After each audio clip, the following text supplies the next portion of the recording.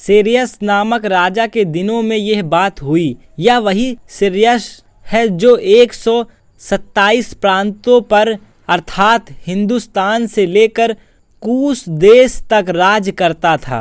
उन्हीं दिनों में जब सेरियस राजा अपनी उस राजगद्दी पर विराजमान था जो शूशन नामक राजगढ़ में थी, वहाँ उसने अपने राज के 3 वर्ष में अपने सब हकीमों और कर्मचारियों को भोज दिया।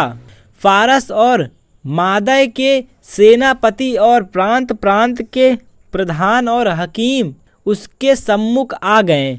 वह उन्हें बहुत दिन वरन 180 दिन तक अपने राजस्वी वैभव का धन और अपने महत्व के अनमोल पदार्थ दिखाता रहा। इन दिनों में बीतने पर राजा ने क्या बेटे छोटे क्या बड़े उन सबों को भी जो शूशन नामक राजगढ़ में इकट्ठा हुए थे राजभवन की बारी के आंगन में 7 दिन तक भोज दिया।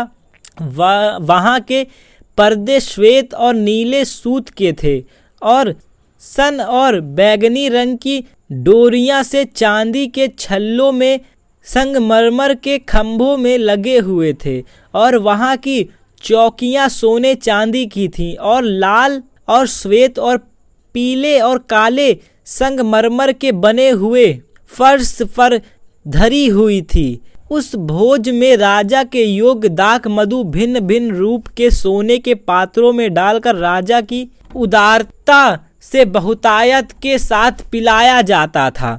पीना जो नियम के अनुसार होता था, किसी को विवश करके नहीं पिलाया जाता था, क्योंकि राजा ने अपने भवन के सब भंडारियों को आज्ञा दी थी कि जो अतिथि जैसा चाहे उसके साथ वैसा ही बर्ताव करना। रानी वसती ने भी राजा सेरियस के भवन में स्त्रियों को भोज दिया।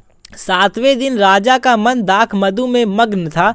तब उसने महनूमान, बिजता, हरबोना, बिगाता, अबगत्ता, जेतेर और करकश नामक 7 खोजों को जो सेरियस राजा के सम्मुख सेवा टहल किया करते थे आज्ञा दी कि रानी वसती को राजमुकुट धारण किए हुए राजा के सामने ले आओ, जिससे कि देश देश के लोगों और हकीमों पर उसकी सुंदरता प्रकट हो जाए, क्योंकि वह देखने में सुंदर थी।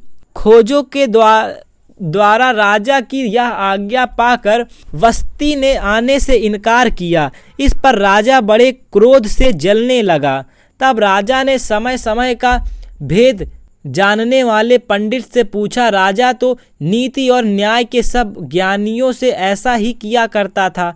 उसके पास कर्षना, सेतार, अदमाता, तरशीश, मिसेर, मर्शना और मकुकान नामक फारस और मैदे के 7 प्रधान थे, जो राजा का दर्शन करते और राज्य में मुख्य मुख्य पदों पर नियुक्त किए गए थे। राजा ने पूछा। रानी वसती ने राजा सेरियस की खोजों द्वारा दिलाई गई आज्ञा का उल्लंघन किया तो नीति के अनुसार उसके साथ क्या किया जाए। तब ममुकान ने राजा और हकीमों की उपस्थिति में उत्तर दिया। रानी वसती ने जो अनुचित काम किया है वह न केवल राजा से परंतु सब हकीमों से और उन सब देशों के लोगों से भी राजा सेरियस के सब प्रांत में रहते हैं, क्योंकि रानी के इस काम की चर्चा सब स्त्रियों में होगी। और जब यह कहा जाएगा राजा सेरियस ने रानी वसंती को अपने सामने ले आने की आज्ञा दी परंतु वह ना आई, तब वे भी अपने अपने पति को तुच्छ जानने लगेंगी। आज के दिन फारसी और मादी हकीमों की स्त्रियां जिन्होंने रानी की यह बात सुनी है, वे भी राजा के सब हकीमों से ऐसा ही कहने लगेंगी। इस प्रकार बहुत ही घृणा और क्रोध उत्पन्न होगा। यदि राजा को स्वीकार हो तो यह आज्ञा निकले और फारसियों और मादियों के कनान में लिखी भी जाए, जिससे कभी बदल ना सके कि रानी वसंती राजा सेरियस के सम्मुख फिर कभी ना आने पाए और राजा पटरानी का पद किसी दूसरी को दे दे जो उससे अच्छी हो। अतः राजा की यह आज्ञा उसके सारे राज में सुनाई गई।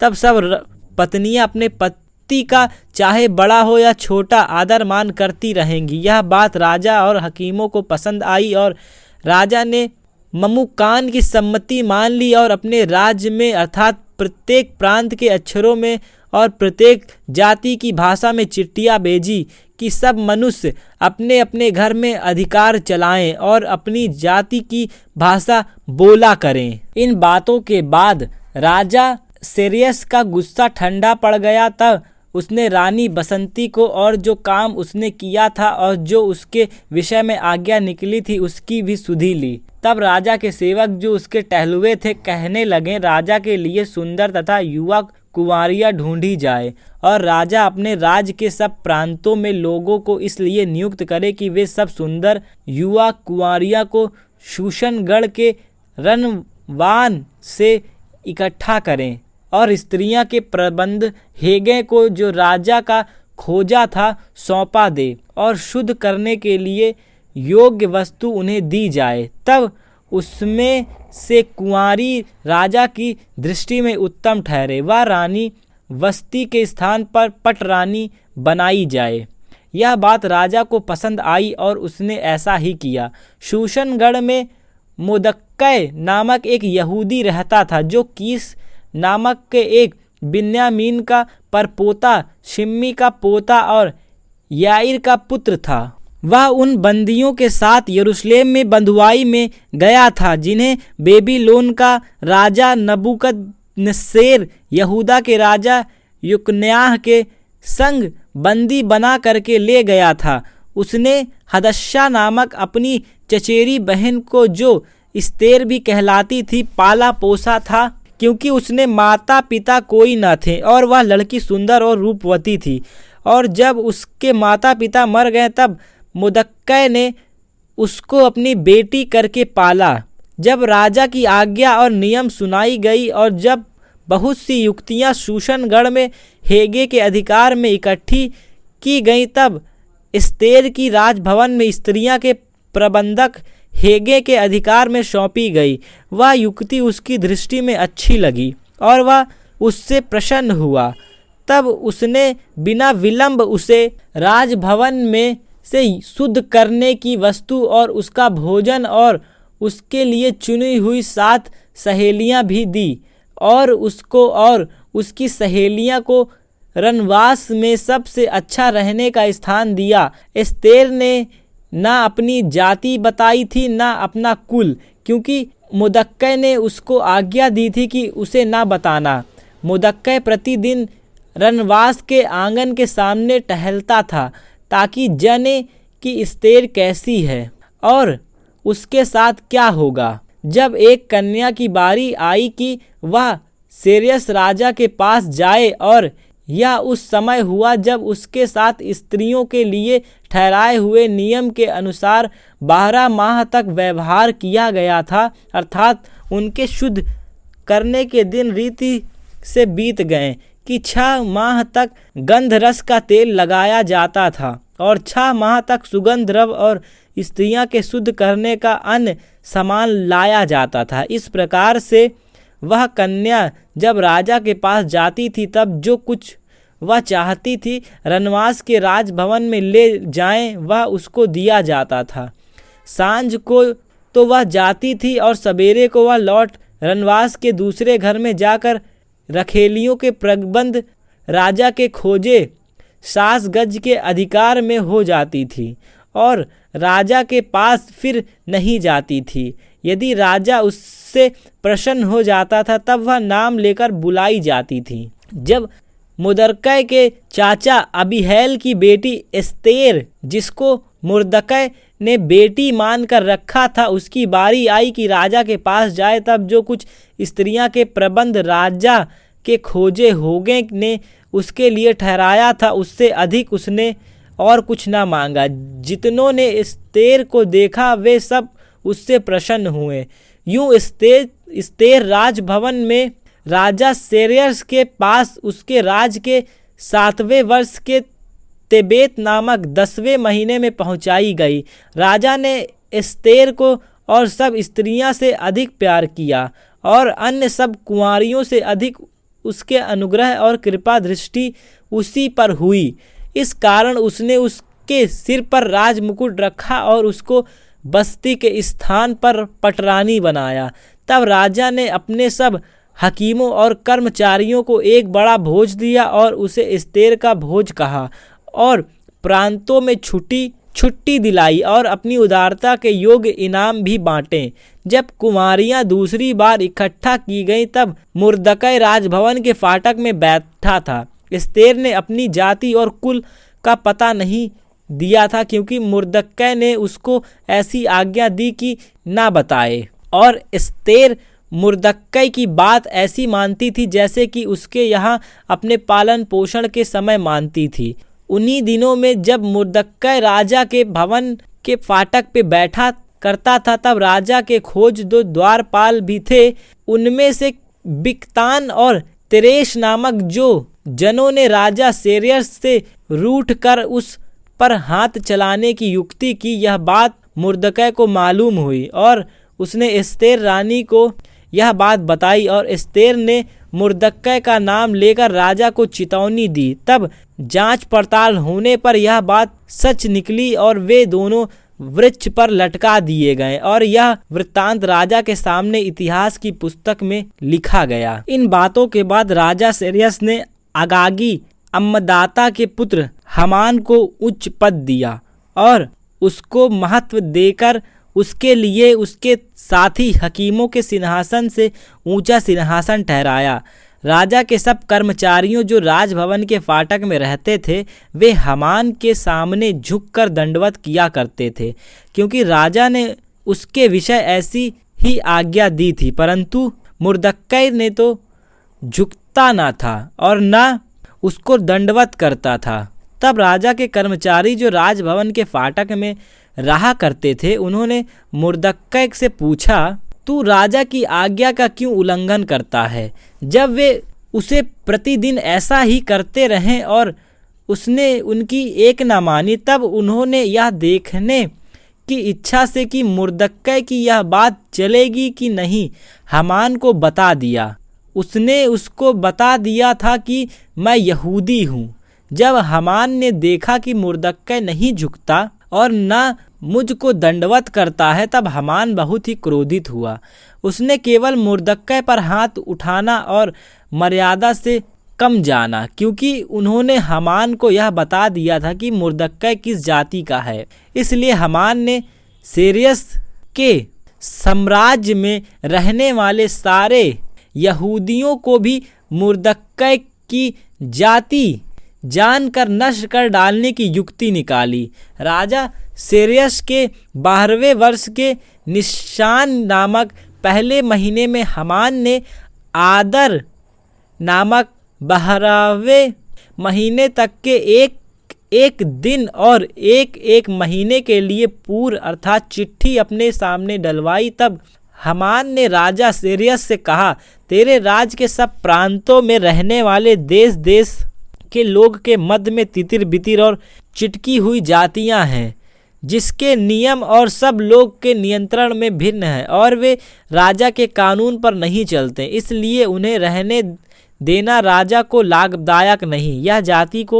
यह राजा को स्वीकार हो तो उन्हें नष्ट करने की आज्ञा लिखी जाए, और मैं राजा के भंडारियों के हाथ में राज भंडार में पहुंचाने के लिए 10,000 किन्नार चांदी दूंगा। तब राजा ने अपनी अंगूठी अपने हाथ से उतारकर अगागी हम्मदाता के पुत्र हामान को दी, जो यहूदियों का बैरी था, दे दी। और राजा ने हामान से कहा, वह चांदी तुझे दे दी गई है और वे लोग भी, ताकि तू उनसे जैसा तेरी जी चाहे वैसा व्यवहार करे।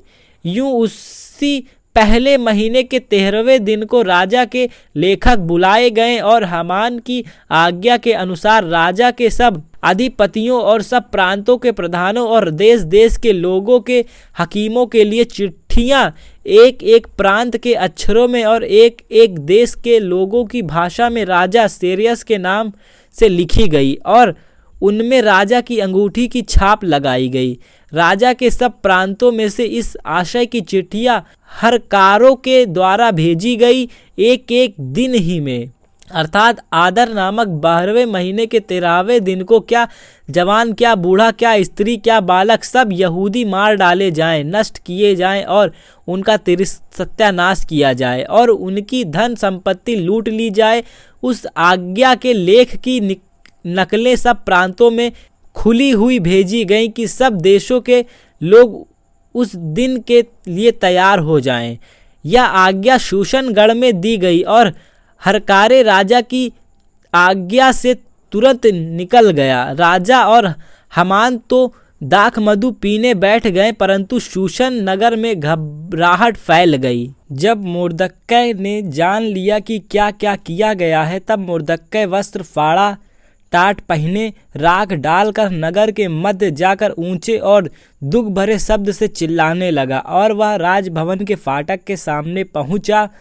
परंतु टाट पहने हुए राजभवन के फाटक के भीतर तो किसी के जाने की आज्ञा न थी। एक एक प्रांत में जहाँ जहाँ राजा की आज्ञा और नियम पहुँचा, वहाँ वहाँ यहूदी बड़ा विलाप करने और उपवास करने और रोने पीटने लगे, वरन बहुतेरे टाट पहने और राख डाले हुए पड़े रहें। एस्तेर रानी की सहेलियाँ और खोजों ने जाकर उनको बता दिया। तब रानी शोक से भर गई और मुर्दक्कै के पास वस्त्र भेजकर यह कहला कि टाट उतार कर इन्हें पहन ले, परंतु उसने उन्हें न लिया। तब एस्तेर ने राजा के खोजों में से हताक को, जिसे राजा ने उसके पास रहने को बहराया था, बुलवा कर आज्ञा दी कि मुर्दक्कै के पास जाकर मालूम कर ले कि क्या बात है और उनका क्या कारण है। तब हताक नगर के उस चौक में और राजभवन के फाटक के सामने था। मुर्दक्कै के पास निकल गया। मुर्दक्कै ने उसको सब कुछ बता दिया कि मेरे ऊपर क्या बीता है और क्या हामान ने यहूदियों का नाश करने की अनुमति पाने के लिए राज भंडार में कितनी चांदी भर देने का वचन दिया है, यह भी ठीक ठीक बतला दिया। फिर यहूदियों का विनाश करने की जो आज्ञा शोशन में दी गई थी, उसकी एक नकल भी उसने हताक के हाथ में एस्तेर की दिखाने के लिए दी और उसे सब हाल बताने और यह आज्ञा देने को कहा कि भीतर राजा के पास जाकर अपने लोगों के लिए गिड़गिड़ाहट विनती करे। तब हताक ने एस्तेर के पास जाकर मुर्दक्कै की बातें कह सुनाई। तब एस्तेर ने हताक को मुर्दक्कै से यह कहने की आज्ञा दी, राजा के सब कर्मचारी वरन राजा के प्रांतों के सब लोगों को भी मालूम है कि क्या पुरुष क्या स्त्री कोई क्या क्यों न हो, जो आज्ञा बिना पाए भीतरी आंगन में राजा के पास जाएगा, उसे मार डालने की आज्ञा है। केवल जिसकी ओर राजा सोने का राजदंड बढ़ाए वही बचाता है। परंतु मैं अब 30 दिन से राजा के पास नहीं बुलाई गई हूँ। एस्तेर की यह बातें मुर्दक्कै को सुनाई गई। तब मुर्दक्कै ने एस्तेर के पास यह कहला भेजा, तू मन ही मन यह विचार न कर कि मैं ही राजभवन में रहने के कारण और सब यहूदियों में से बची रहूँगी, क्योंकि जो तू इस समय चुपचाप रहे तो और किसी न किसी उपाय से यहूदियों का छुटकारा और उद्धार हो जाएगा, परंतु तू अपने पिता के घराने समेत नष्ट होगी।